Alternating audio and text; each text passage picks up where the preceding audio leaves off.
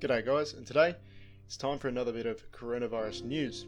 Now this is an older piece of news, it's almost a week old at this point, coming out on the 8th of February. It's a report from China that was handed over to the World Health Organization, and it was circulating around like it was a good piece of news, in that it was saying that 82% of coronavirus cases, and that was at this time, in China were reported to be mild, and we're going to have a chat about that. So just reading from the article.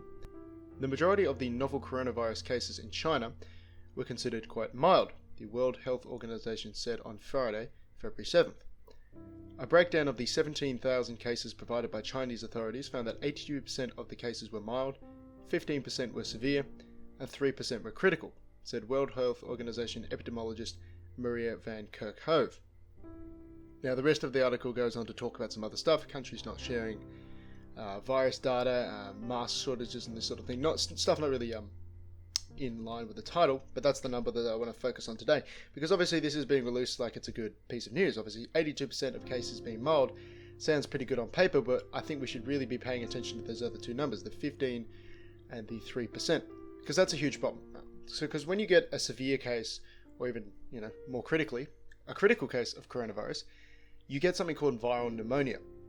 And this is something that requires an intensive level of care. You do need the hospital bed, the oxygen bottle, the drip, and all this sort of thing in order to keep you alive.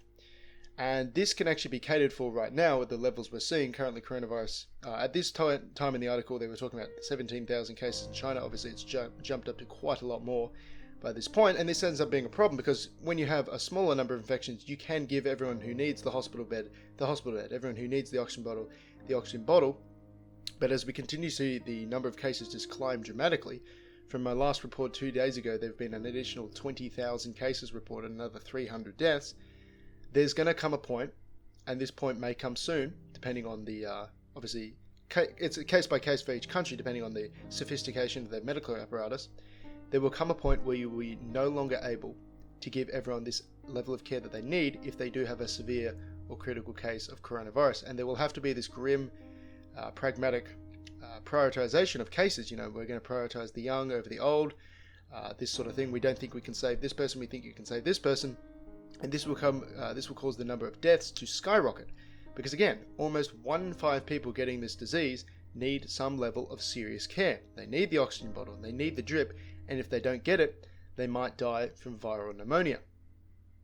Now, having a look at the number of cases provided, I've talked about it in my previous video. Obviously, I doubt this is the true number of cases, so whether this 82%, this 15%, this 3% is accurate based on just those 17 cases handed over, well, that remains suspect. But if we just run off these numbers as being true, even these numbers, widely being reported on, it's a good thing that it's 82%, this still worries me. Because again, if you have 1/5 of your infections resulting in severe or critical cases, there will come a point where you will be no longer able to cater for that viral pneumonia, for that intensive level of care you need, and the number of deaths will begin to skyrocket.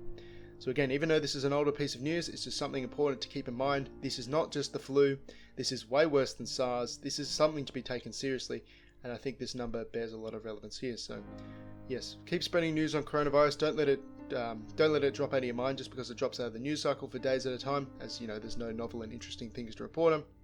Keep up to date with this sort of thing, it's certainly something to watch. I will continue reporting on any information that I feel is relevant. Keep yourself informed. The best advantage that we have in this day and age when combating disease is obviously information. Your previous epidemics of the past, Spanish flu, Black Death, there wasn't the internet, there wasn't this instantaneous transfer of information. And so if you're not taking advantage of this resource, you're putting yourself at a great disadvantage. So yes, I encourage everyone to keep up to date with the coronavirus. Thanks all for sticking around, and have a good one.